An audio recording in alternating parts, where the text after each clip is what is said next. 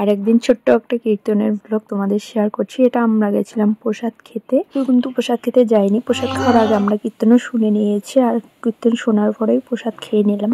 ভিডিওটা করার আগে কিন্তু আমি চারপাশে দেখছিলাম, কেন কীর্তনে যেহেতু এসেছি লোকজন কখন কি বলে দেবে তার নাই ঠিক, নিজেই খারাপ লাগবে, তাই জন্য আমি চারপাশে দেখে ভিডিওটা করলাম।